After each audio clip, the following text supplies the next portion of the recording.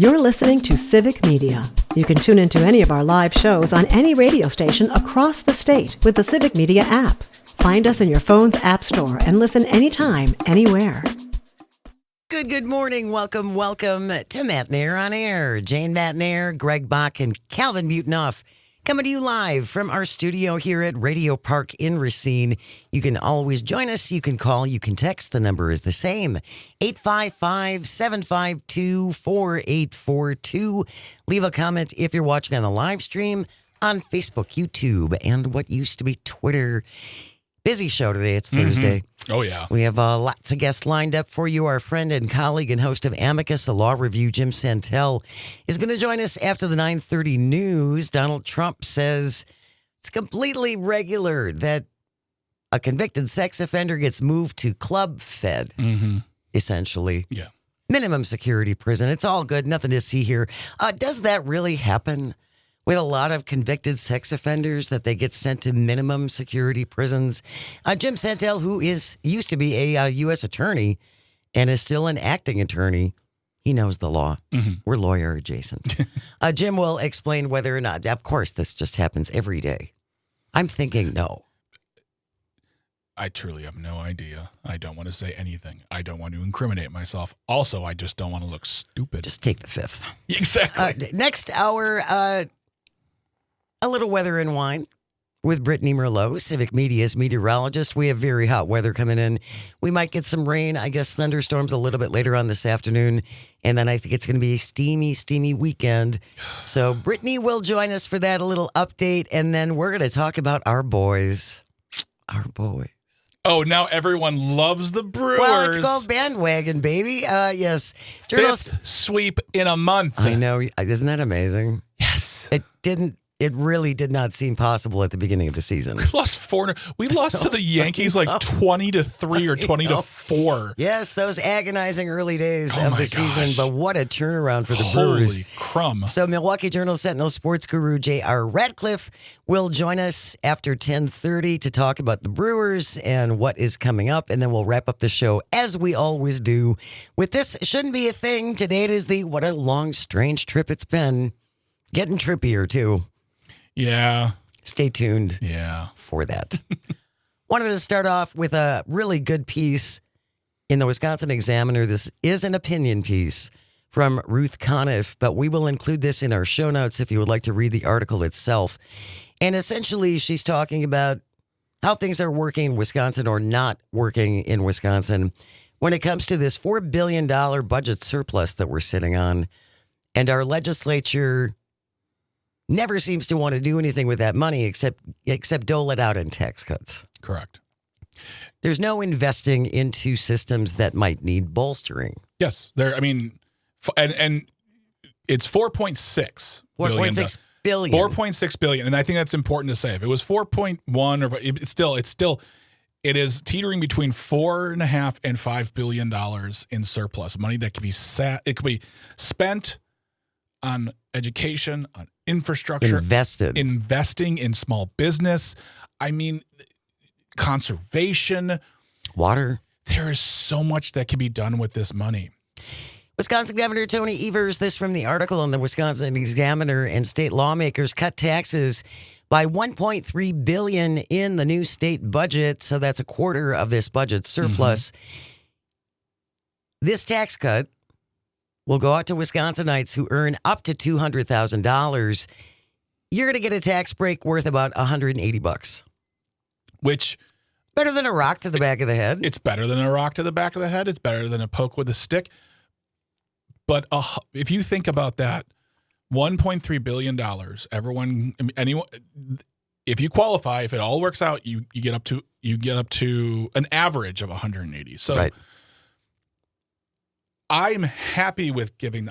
I feel lucky I'm able to give that up and say, look, take that money and pay for schools, fix the roads, do something with this, but don't give it back to me. I mean, that pays for some subscriptions on streaming. That does some things. That pays for maybe a month of groceries.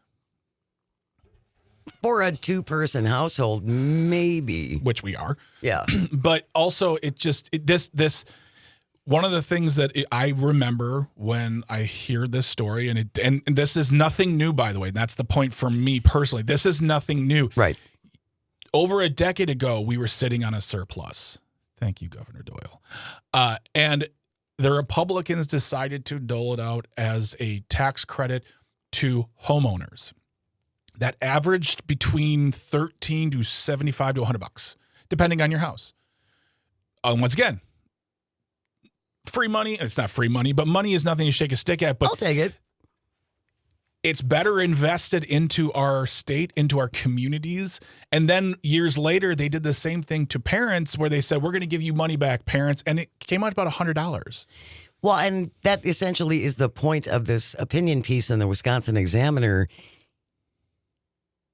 Yeah, that $180, that $100. That's great. But then we have to keep raising property taxes in order to invest in services like water and roads and schools. Yes. So that $180 or that $100 that you got back from the state in the form of tax cut is now going back to the state or your municipality in order to pay for services that you need. And in Kenosha this year, they voted down a property tax increase to fund schools. It was like one of the few that didn't pass. And when the people have to say, they're going to say no. Well, that's bad for our schools, even though we have people who are like, I voted yes. I don't have children. I don't have children in school. And you were still willing to pay more. I was still willing to pay more because I know that our schools can benefit from that. But people, if they have the choice and they say no, then that comes down and the community has said no, then they're up a creek and they're not going to be able to fund certain things. But meanwhile, there is a literal pile of money in Madison. And they're going to say, let's chop a fourth of that off and give it back to the people. And the overarching problem for me is that they don't care how much goes back to the people, because that homeowner's tax credit that came through is $13 to $75 per household. If you owned a home, by the way. Right. If you rented, you got nothing. Yeah, that was not that. Didn't do you any good. That doesn't matter to them. What matters is that to them is they get to say, we gave you a tax break. We got you a tax cut. That's all tax cut. Yay tax us. cut, tax cut. Yay we us. love tax cuts. Well, I only got $13, but I gave you a tax cut. Instead of taking that $13 and putting it back into our schools. Well, and I know that now once reelected school superintendent Jill Underly asked for $4 billion. We talked about that extensively. And we knew that was never going to happen. That was a lot of money, but if they would have just committed to like $1.5 billion over 10 years and say, we're going to take half of it from the surplus and get the other half through various means of fundings, but for 10 years, we're going to give you $1.5 billion. And maybe that's not enough in that time frame. I'm just using it as I'm picking a number. That is a fantastic investment of surplus money that is doing nothing at this point. We could have used surplus money to fund the Brewers improvements that needed to happen. Governor Evers put forth a plan that came from the surplus. Republicans said no. Instead, they put together, I think, a $600 million package, which was 3 times more than Governor Evers' proposal. That didn't come from the surplus either. So why do we even have this money? Just go Joker style, pour gasoline on it and set it on fire. We're talking about an article in the Wisconsin Examiner. If you're just joining us on Matt and Air on Air, it's an opinion piece from Ruth Conniff and talking about, again, this big budget surplus that we have here in Wisconsin, which the Republicans only ever seem to want to dole out in the form of tax cuts as opposed to investments in things like public schools and roads and water systems. I think this is a really great paragraph in here. The assumption that drives this tax-cutting mania at the state and national level is that we shouldn't have to spend money toward collective public goods. We should all pay our own way, which is great if you can hire your own private security and send your kids to private schools and not have contact with the rest of society, pretty much. It is cheaper and better for all of us to support a decent society for all of us. That was our belief. I mean, we've had that belief in some way, shape, or form since the inception of this country. Major problems notwithstanding, because we don't have time. But I'm thinking of America post World War II. We're out of World War II. Economy is booming. We want nothing more than to send our kids to school, to work a good job, get a pension, buy that house in the suburbs. We wanted to do what America told us to do. For all of us. For all of us. Because if you do that thing, Jane, if you and your husband and your kids do that thing, well, then you're going to create and add to the economy, and that will make us better together. Our schools will be stronger. Our businesses will grow bigger. And then somewhere in the 70s and 80s, someone said, you know what I really love? I love so much money and so much power. Jane and her husband and her kids, I don't care what happens to them. And because of that, you stop caring about your neighbors, and then they stop caring about their neighbors. And now, 70 years later, we have this mentality of, I'm not going to help you even if you were on fire. And greed is good. And we've really embraced greed is good from the 80s. Greed isn't good, Jane. Greed is cool. Yeah. Wisconsin Republicans were unwilling to spend $4 million. Think about this. This is 0.004% of the entire state budget. $4 million. Republicans in Wisconsin would not spend $4 million to maintain veteran services, to keep military vets from becoming homeless. To those people out there who don't like us, and trust me, I know, you get on the live stream and you email us. We know you don't like us. I'm at the point now where I'm going to start telling you, you don't get to say you care about vets. Because time and time again, the Republican Party, and Democrats don't do much better. Yes. But the Republican Party actively denies vets their benefits, their access. They deny them the honor they deserve and the services they have earned through fighting for our country or just serving for our country. It is ridiculous. It is offensive. Anytime they vote against veterans' needs or interests, I don't understand how they get to stand up with an American flag pin and go, we need to remember the troops. Well, but again, there's a lot of lip service on both sides. Yes, absolutely. Not only for our veterans, but for law enforcement as well. I think they use them when it's useful. But I think we can agree that Republicans at this point now use them more. Well, and I think we go back to Mike Johnson and the House Republicans still refusing to put up this plaque honoring the Capitol police officers who protected our lawmakers on January 6th. That is supposed to be up by law.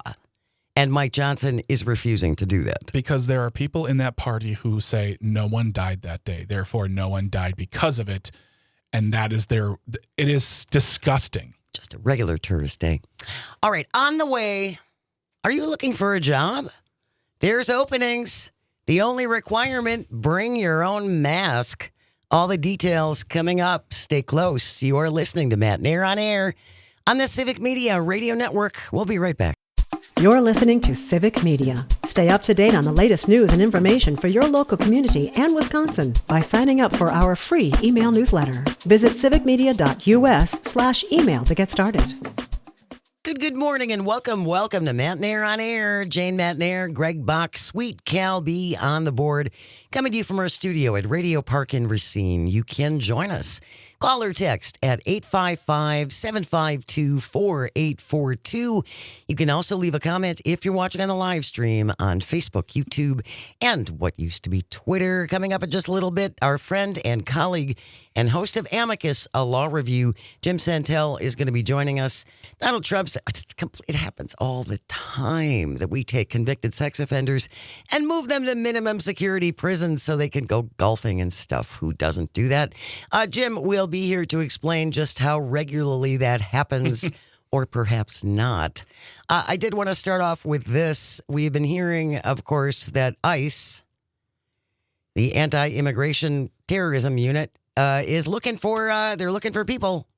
Yep. They're looking for jobs. And of course, if you listen to Kristi Noem, everything's great. They have so many people applying. There's no recruitment problems. That really doesn't seem to be the truth. Immigrations and Custom Enforcement on Tuesday announced in an internal email they would offer cash bonuses to agents for deporting people quickly. We'll give you a cash bonus if you can grab someone off the street and get them deported quickly, then you make extra money. Oops, once the word got out about that, about 4 hours later, the agency canceled this 30-day pilot program. An official in ICE's Field Operations Division says, please disregard the earlier email where we were going to offer you cash bonuses. Sorry, I'm not laughing. I love the email follow-ups. Never mind. That was a draft. We take it back. That was a draft. We take it back. Department of Homeland Security said yesterday it is now removing age limits for new hires at ICE. New applicants will no longer have to face these age limits, so even more patriots will qualify. Currently, ICE applicants must be 21 and no older than 37 or 40, depending upon their position. But Kristi Noem now says applicants can be as young as 18. Quote, we no longer have a cap on how old you can be, or you can continue at age 18. Sign up for ICE and join us and be a part of it.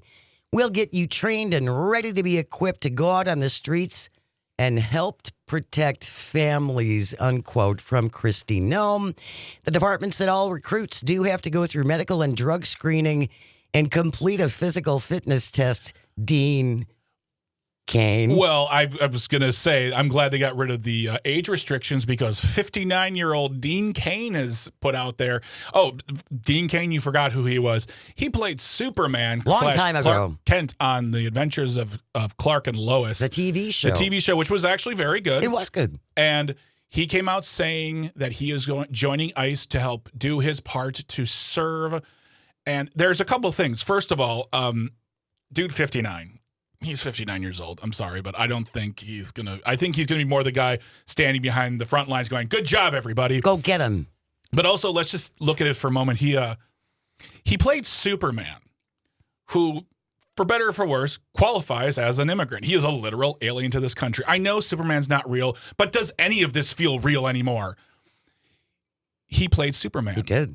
He also came out and said the new Superman is too woke because they made mention that he is an immigrant. Oh, gosh. They didn't make it part of it wasn't the overall point of the movie. But also, Dean Cain's father is Japanese. And was interned. Yep. He was in an internment camp. He was put into a camp by this country in the Second World War because he just was Japanese.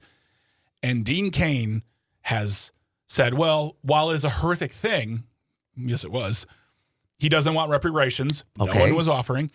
And that it's not the same, essentially.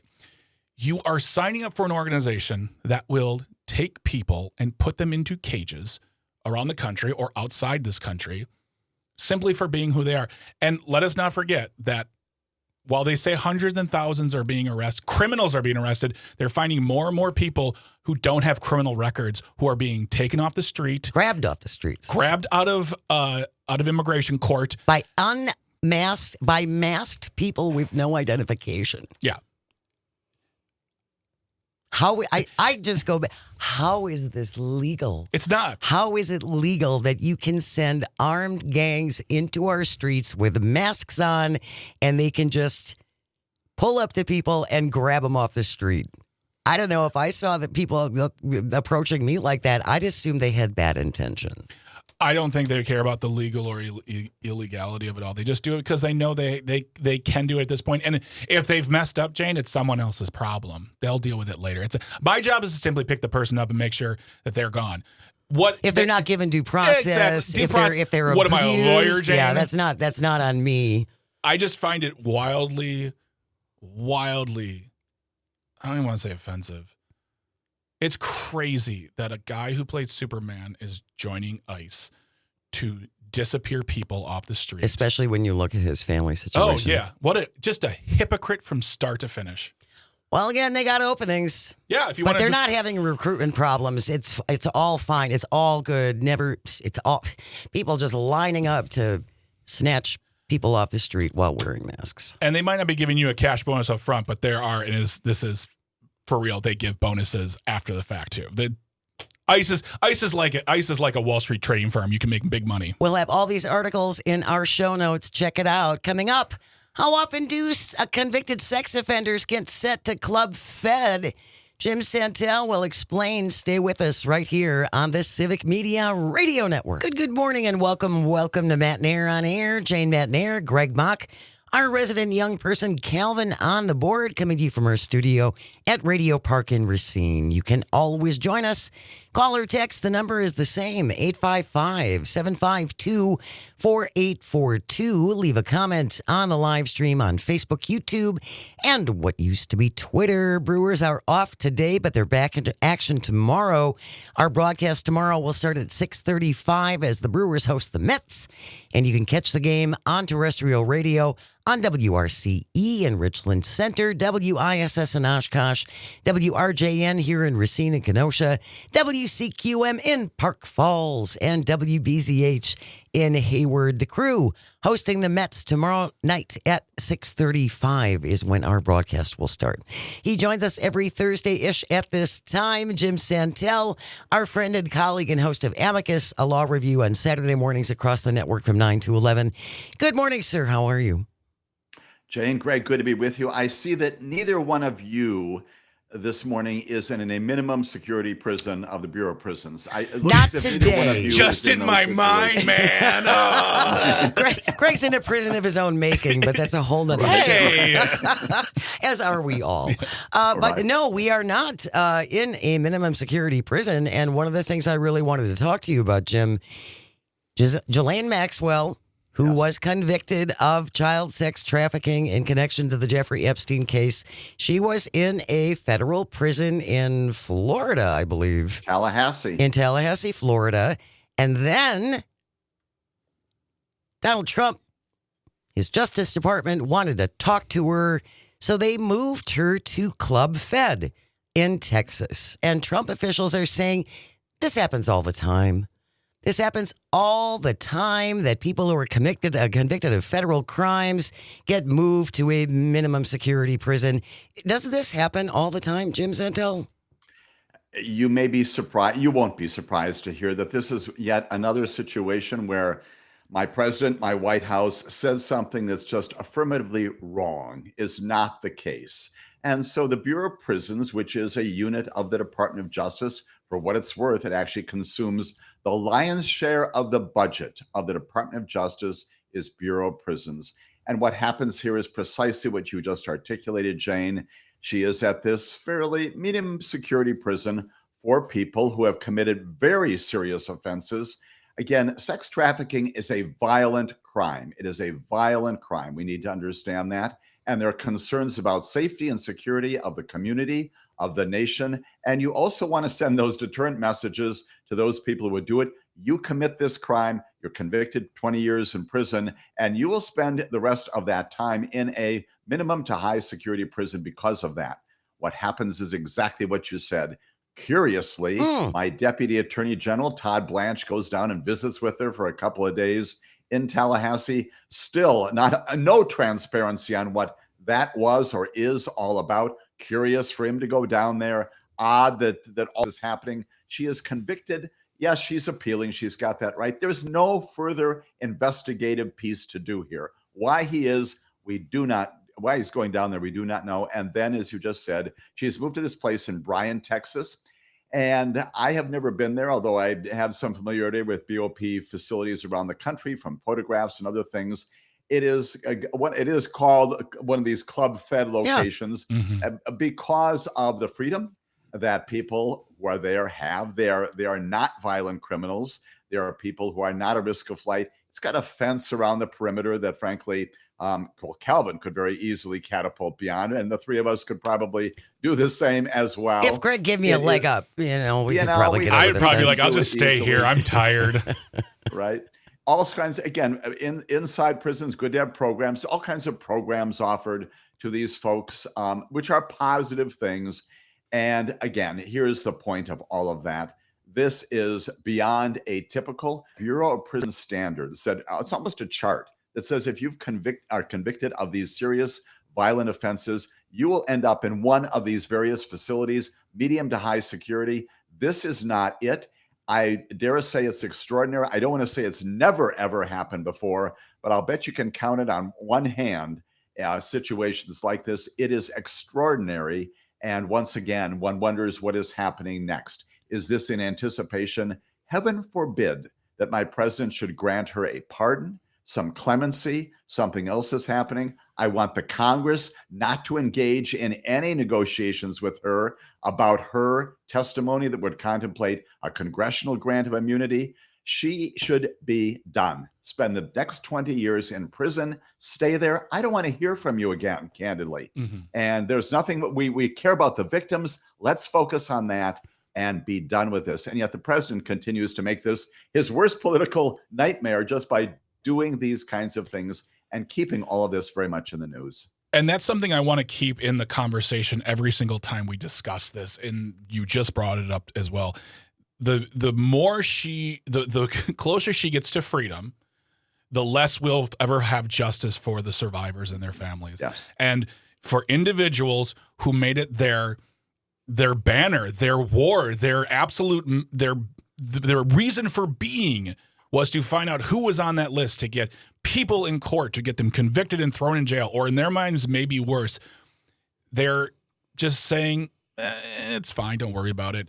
But that they'll never get that satisfaction either. Right. And if they truly believe it, if they truly want this, they're never going to get this if they stand behind a president who is allowing this to take place right now. The justice will never be served, and these survivors will never be thought of again after that. They'll never be in the, I mean, and honestly, we don't really talk about them too much. We talk about her, we talk about Epstein, we talk about Trump, but there are real living, breathing consequences of their actions in this country right now, and they will get no justice, no time in court, and they will not have closure. And that is truly disgusting. If you're just joining us, Jim Santel, host of Amicus, a law review across the network on Saturday mornings from 9 to 11, is our guest here on Matt Nair on Air, and we're talking about the Ghislaine Maxwell case. Trump sends a guy who was his personal attorney, who now works for the Department of Justice, to talk to this woman one-on-one, nobody else there. And then after this little chat they move her to a minimum security prison where life is apparently good. The victims, speaking of, are outraged by this and horrified by this. And the one thing that I keep going back to, Jim, you know, James Comer now is the head of the House Oversight Committee, and he's issued subpoenas on who he wants to talk to related to the Epstein-Maxwell situation.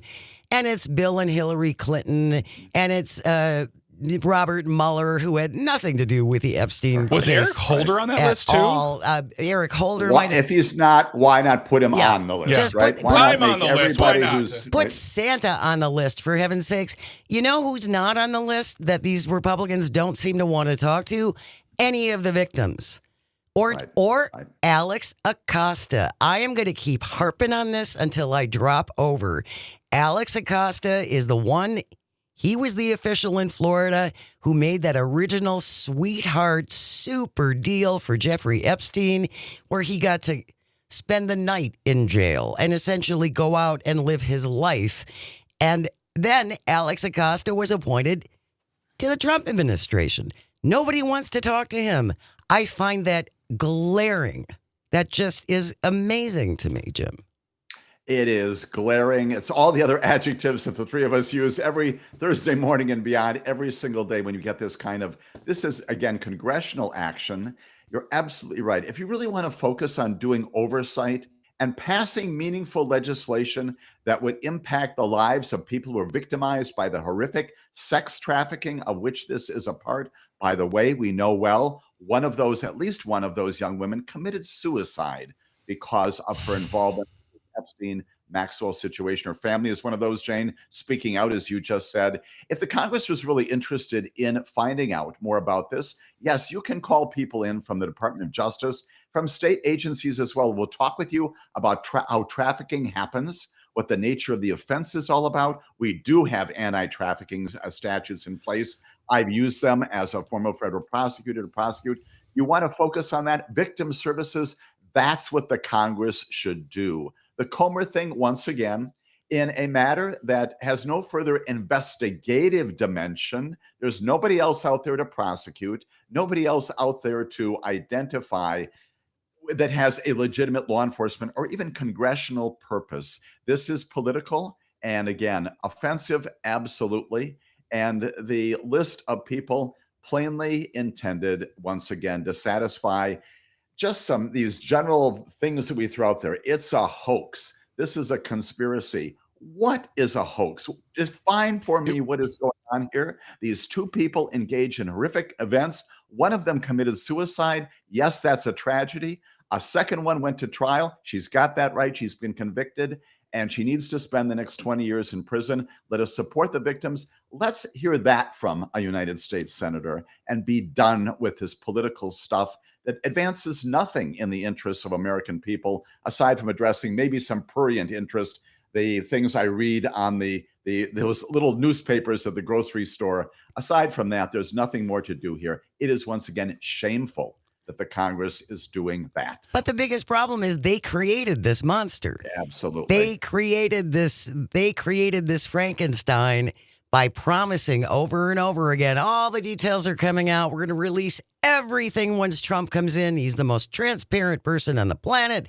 And then now it's like, oh, there's nothing to see here. Well, and there's going to be absolutely nobody standing up saying anything with regard to elected officials if you want a Republican standing up or a Democrat standing up or an independent standing up, because Mike Johnson sent them all home. Run away. Yes, so they couldn't vote on this to begin with. So really, it comes down to, and for me, this notion of you made this your calling card, your battle cry. And now if you are sitting here saying, well, we don't know, if you're doubting it and you no longer want justice and you no longer want answers, you no longer get to be the ones who get to care about this. You don't get to take it up. If you don't think this is the top of priority thing for you as far as finding out who's on that list, and you're saying it's a hoax, or we spent too much time on this, or he's dead, guess what? I don't have to trust you anymore in the things you say you believe, because this is huge. This is so important. And the fact that people can just change their mind says so much about that mentality of motivation towards a moral issue when they have no morality to begin with. And here's the other important point to remember. The administration, including the Attorney General, could bring this to a conclusion this afternoon. Not the grand jury stuff. That's not disclosable.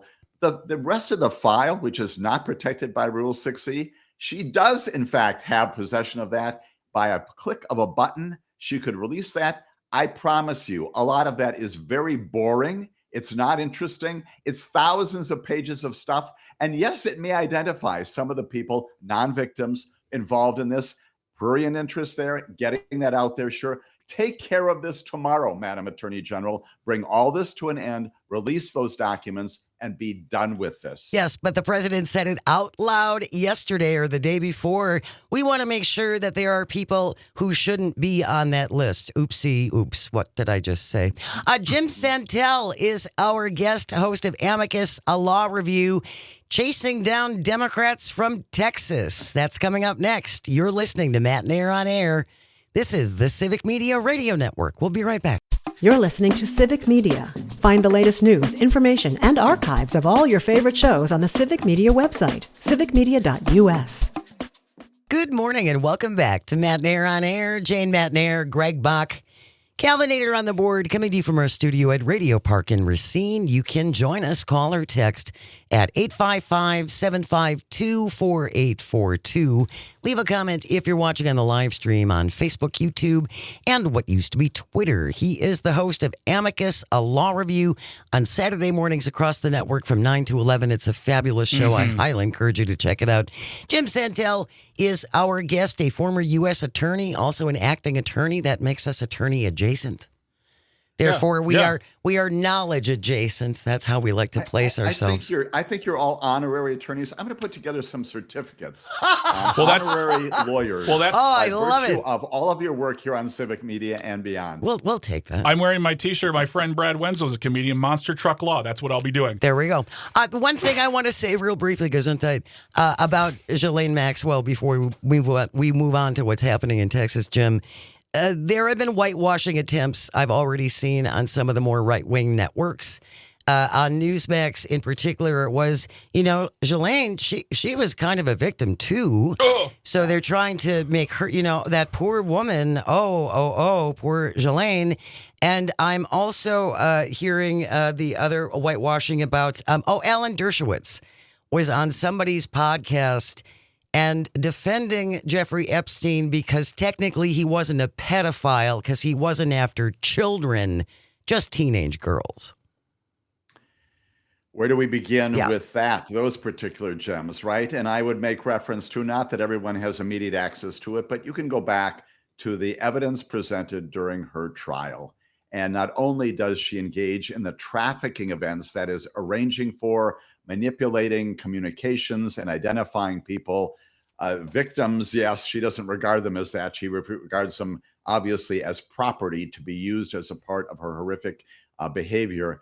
But you can find not only that, she herself engaged in the sexual abuse, the sexual offense, the sexual engagement with some of these young girls. And had he gone to trial, we've never seen that in particular. Again, it's in the file, Madam Attorney General, if you want to bring these to an end about what Jeffrey Epstein did. I do not pretend to be a psychologist, but the man is sitting in federal custody, awaiting the complete exposure of all that he has done. He's facing the rest of his life in prison. And yes, he committed suicide.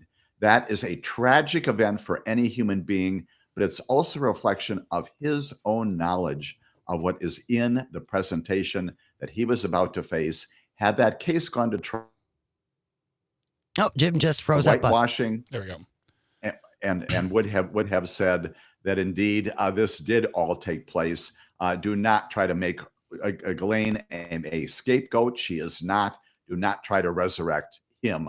He was at the head of this terrible, terrible activity. Which reminds me, by the way, James Comer, call Bill Barr, too. He'd be a good one to talk to. Yes. He'd be a good one to question. Jim Santel is our guest. We got a couple of minutes left, Jim. So the Democrats in Texas have left Texas so they couldn't have a quorum. Essentially, the governor called a special session not to help the people who were devastated in the July floods. And they are still suffering down there. There are horrible reports coming out of Texas and the lack of help they're getting. Not just from the federal government, from the state government, but the whole reason was they want to force this redistricting. And that's why the Democrats left, which is very similar to what the Democrats did in Wisconsin under Walker and the whole surprise Act 10 drop. Right. And so what you have here is an initiative that's cleaning up quite a bit, initiated by the White House. They produced this revised map of proposed congressional districts in Texas. They send it down there. I'm thinking once again of Donald Trump and his Sharpie, redefining various lines, this time to recraft the congressional districts in Texas so that there will be 5 majority Republican districts, an uptake of about 5 new districts, changing dramatically what has already been done in Texas and Wisconsin and every other state. Right after the census, we engaged in all this behavior, and we'll do it again. We're supposed to do it again in about 5 years. Right. There's nothing legally wrong with a legislature doing it, but when you're doing it for the express purpose of giving to this president a majority in the House of Representatives, which any president would not otherwise have by the lines that you just drew a few years ago, then you know you're doing something out of partisan pursuits and frankly even animus. We do have the members of the House, the Democrats who fled, and frankly there's a lot of precedent in Texas. It goes back to the late 19th century for representatives to do just this. There's a strong tradition there. We know where they are. They're on the news. They're in hotels in Chicago, and so we get this extraordinary report again from Senator Cornyn saying, we're going to get the FBI. The FBI is now going to identify them and presumably do what? Arrest them for what crime? It's just ridiculous. And in the end, again, it's not going to happen, but Governor Abbott and the rest of them and the president need to back off of this plan.